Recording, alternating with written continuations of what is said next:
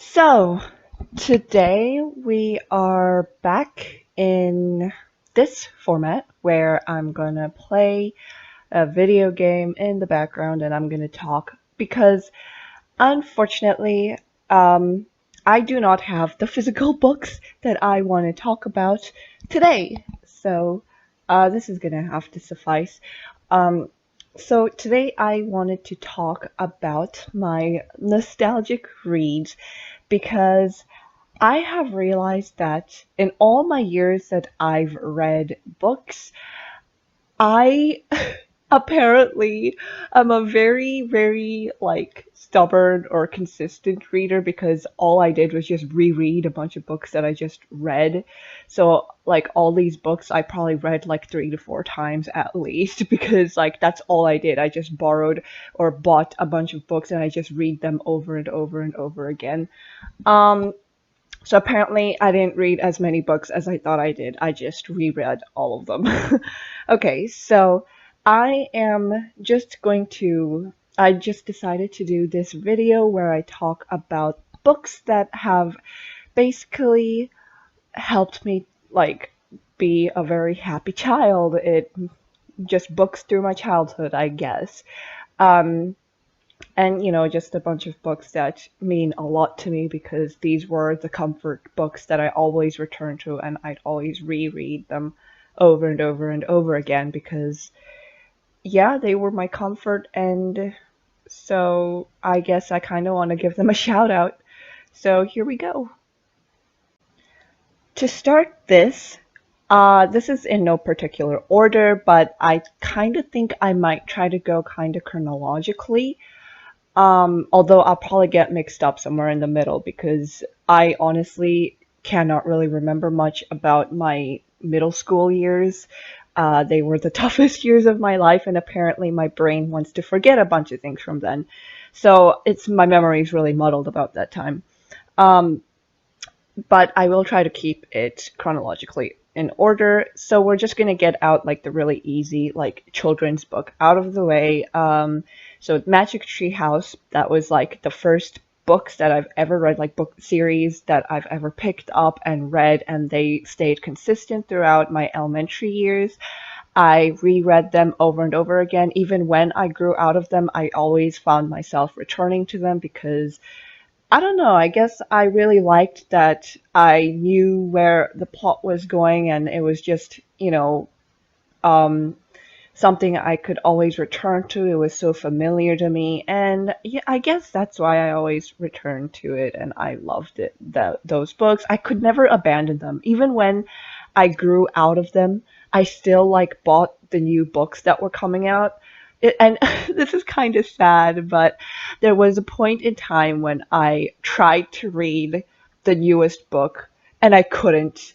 I found that I couldn't read them because I was like, oh my gosh, it's so I found it so boring because it's for kids and so it's very simplistic. There's nothing wrong with that, but I found that I grew out of it and I became so sad. I was heartbroken when I was like, I can't enjoy these books anymore. Um, I still do want to read all these new books that I didn't, like the late ones that are coming out in the later series. Um, I do want to read them, but I'm just scared kind of to go back to them because I found them kind of boring when I tried to pick them up again after I grew up. Um, so yeah, they're the big one. They still have a huge place in my heart. I'm kind of sad I can't really return to them the way I used to. Now, for these next books, I'm gonna put just say it's gonna be Goosebumps by Rl Stein. I do know that these books, are a huge part of a lot of people's childhoods. I'm pretty sure that every reader I've met has read these when they were kids. Um, Here's a kind of like a backstory with the Goosebumps books. So I didn't pick these up as early as I probably would have because my school did not have them in the library. So, okay, so this is I'm not throwing shade at my school or anything, but my school was a Christian school, and um, Apparently, Goosebumps was not appropriate for kids to read. Well, I don't know, they just didn't really like the Goosebumps books. And that's like the library was where I found all the books that I wanted to, like, that I loved and like I grew up with.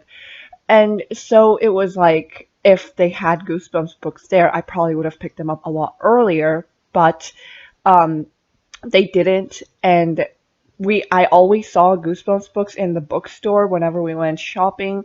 And so one day, like my sisters and I were like, let's try, give it a shot. Let's read these books because there's so many of them.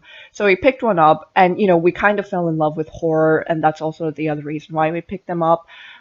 We fell in love, and we had like this huge collection of Goosebumps books.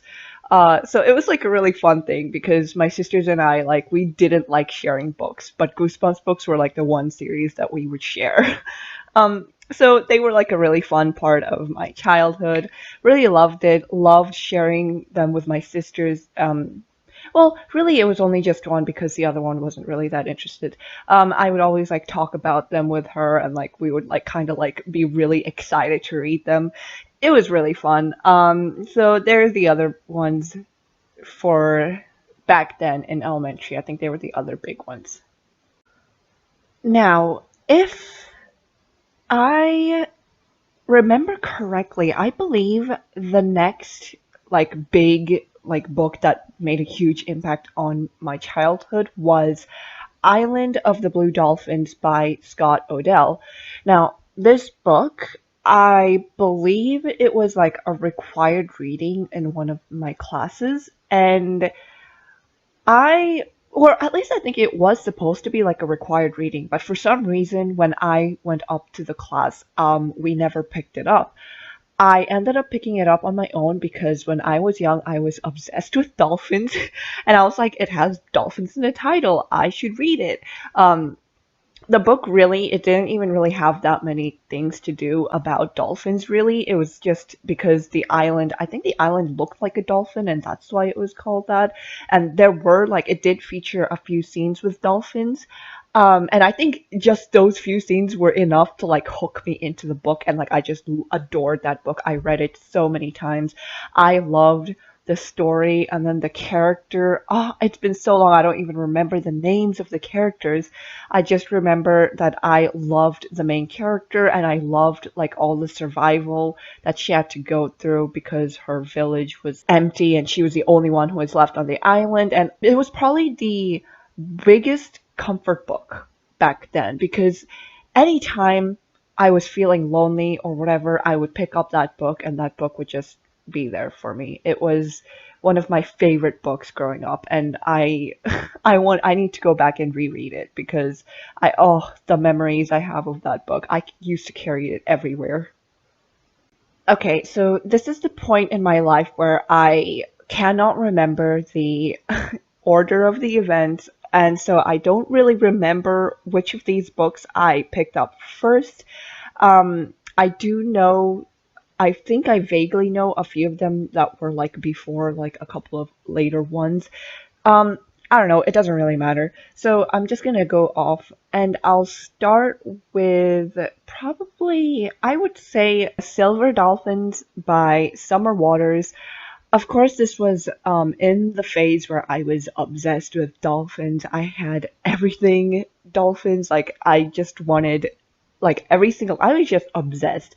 Literally, all the books that I read it only had to do with dolphins. And, like, they were really rare. For some reason, there weren't that many books about dolphins that I could really find. And so I found these series. I don't even remember really where I found them. I think they were like in the bookstore. And I was like, I saw them and I was like, oh, I need those. So I got the entire series. There was only 10 books in the series and I read them so many times. I adored them because they were about dolphins, obviously. And that was probably the only reason I really loved these books, to be honest, just because they had dolphins.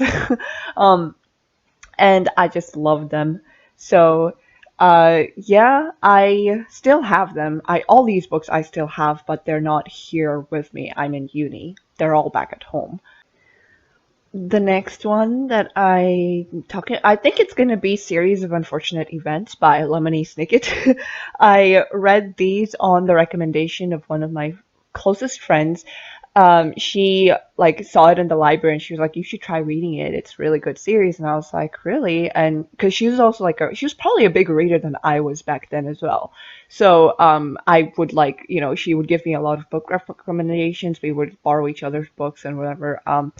So she recommended this book to me. I borrowed these from the series. I'm pretty sure these are the only books that I actually didn't have because they were from the library. And after a point, my mom never really saw the point of buying books when you could get them from the library. So these were probably like the only books that I don't really have.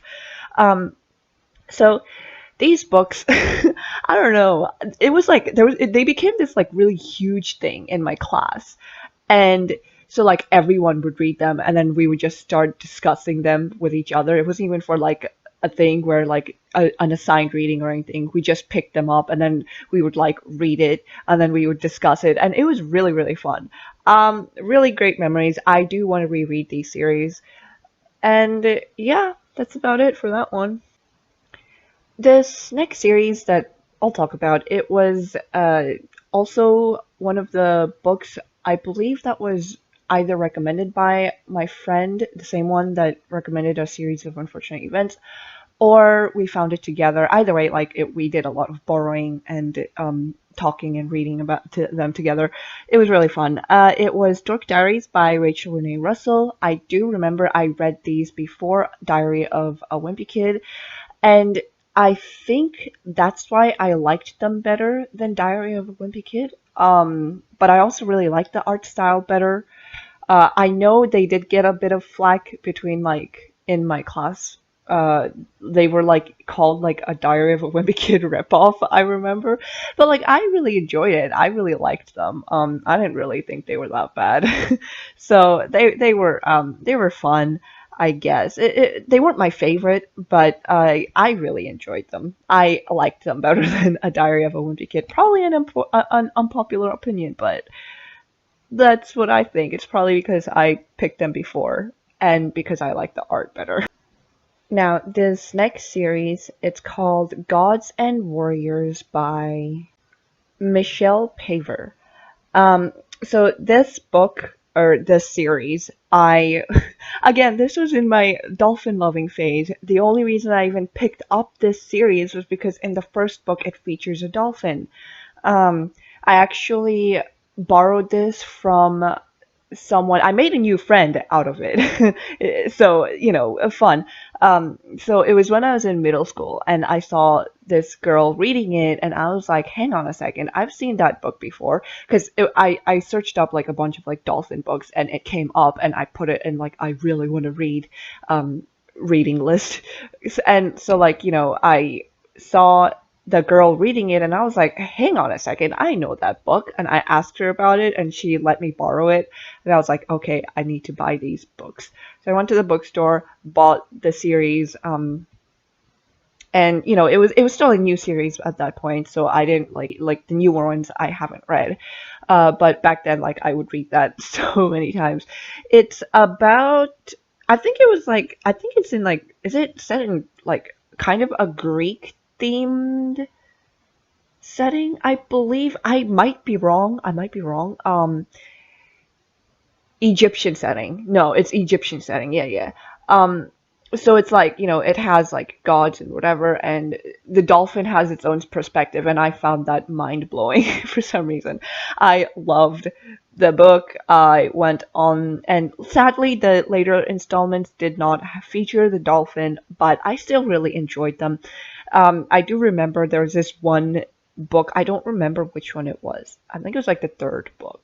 And I got kind of pissed at the characters because they were kind of like there was a scene and it just like annoyed me so much. Like I still enjoyed it overall, but I remember I was ranting about it to my sister. It was like I don't know. I don't want to get into it, but like there's this one scene that really pissed me off in the book.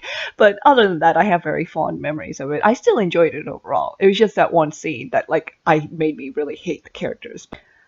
Okay, so this is probably going to be the last book or series I'll mention that has a dolphin in it, because this series as well I picked up only because it had a book in the series where it featured a dolphin. So it's called the Animal Healer series by Lauren St. John. Now, this series, um, well, I knew it as a white giraffe because that's the first book in the series. I always thought it was called the White Giraffe series. Anyway, so it follows this young girl who she gets chosen or something by the white giraffe, and so she can kind of like communicate with animals or something. I actually don't really remember much about this series. I want to reread it. I do remember that I absolutely loved it because it did take place in Africa, and it featured like, like she lived on like an animal reserve or something like that. So I really enjoyed it. I loved the animal aspect of it. And then in the third book in the series, I believe, was when the dolphin was featured.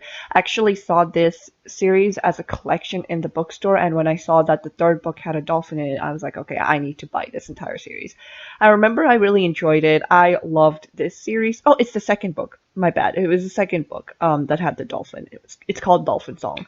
Um, and so I was like, oh, it has a dolphin. Obviously, I have to pick it up. And, it was in a series. And when it's a series, I tended to read the entire thing, even if it was only one book that featured a dolphin.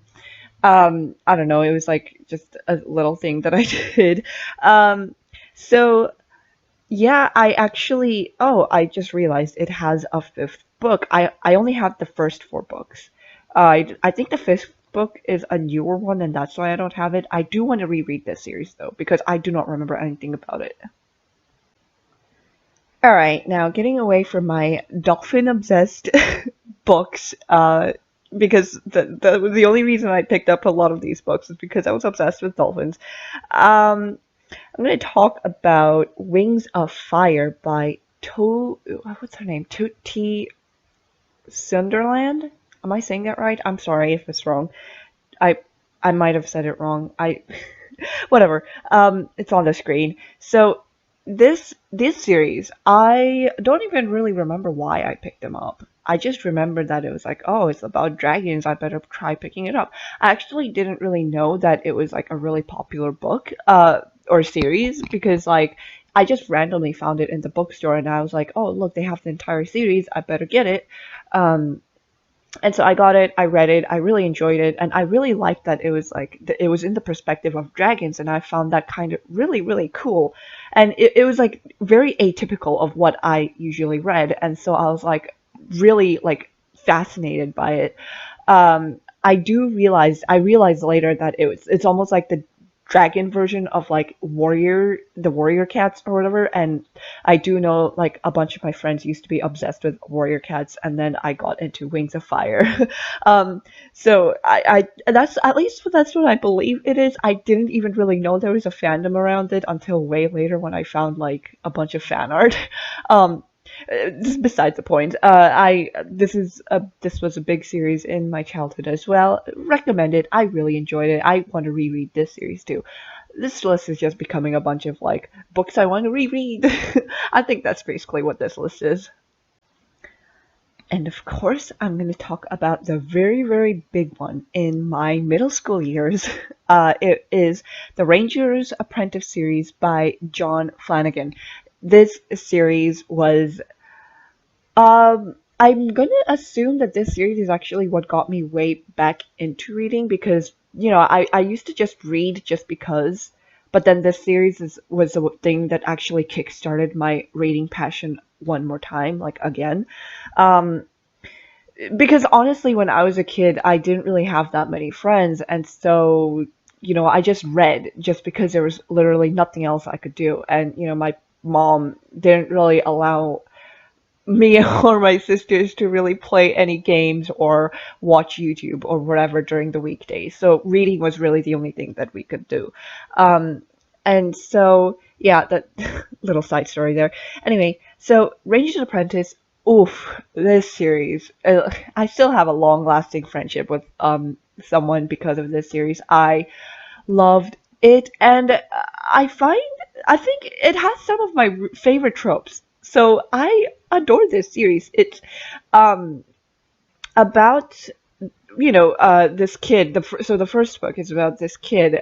He's called Will, and he's an orphan, and him and his like he grew up in a ward where he grew up with like a bunch of other orphans, and then there's this day where they get to pick which profession, I guess, that they're gonna go into, and he really, really wants to become a knight because he believes that his father like died as a knight, and so he wants to be like his father, and so he wants to become a knight, but then he's too small. So he was told that he's too small, like he wouldn't survive in becoming a knight, and he ends up getting an apprenticeship with a ranger, and a ranger in this series is basically like, I realized later that they're basically kind of like the police force, sort of.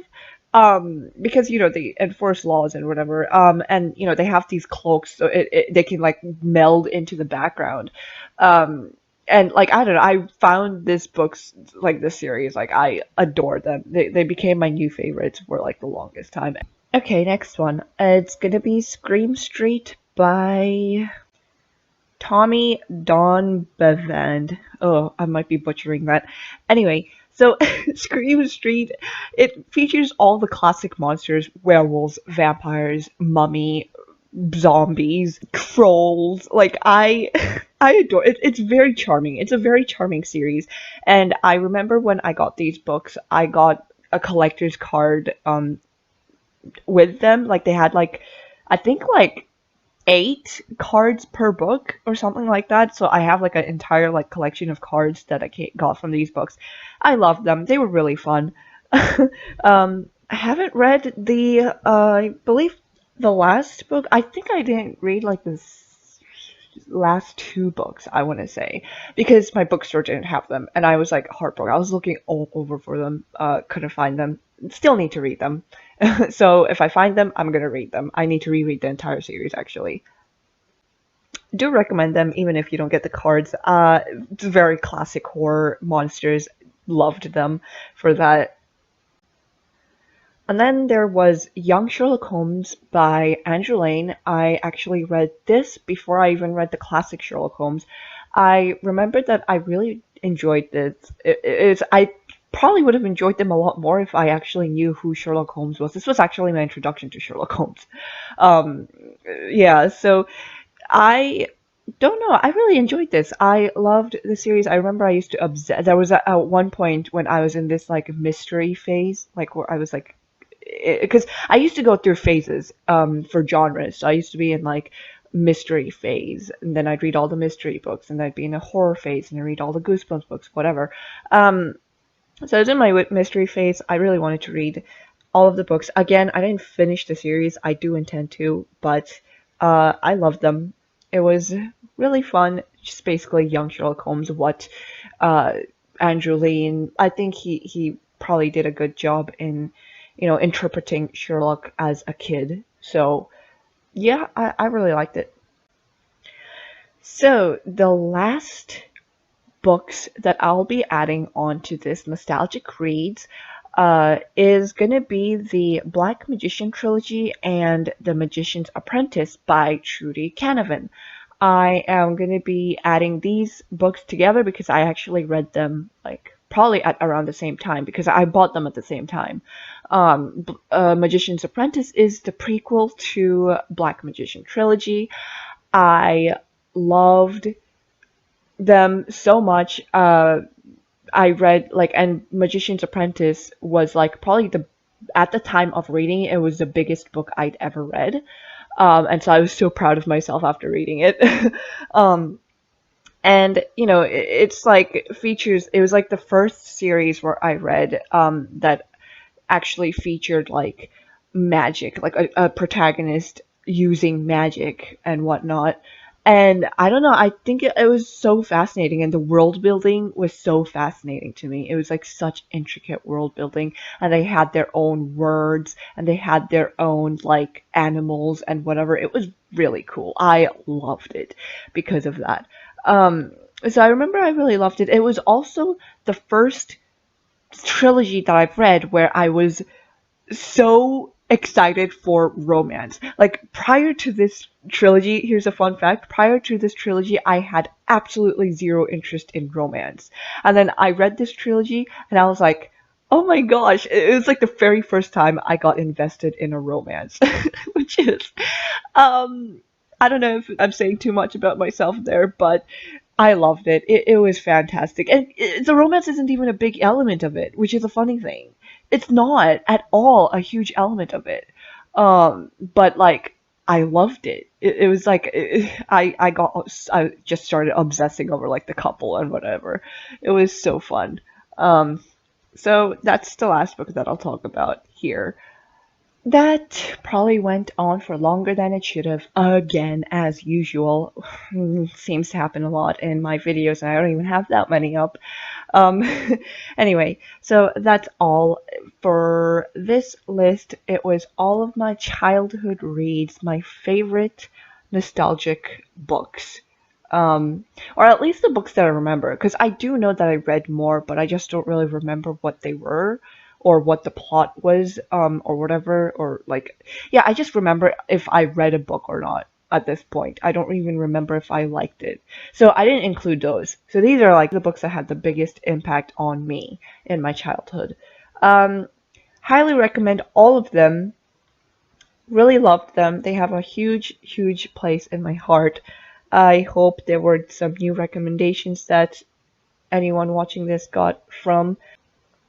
So if anyone was watching this, thank you, and I am gonna be off now.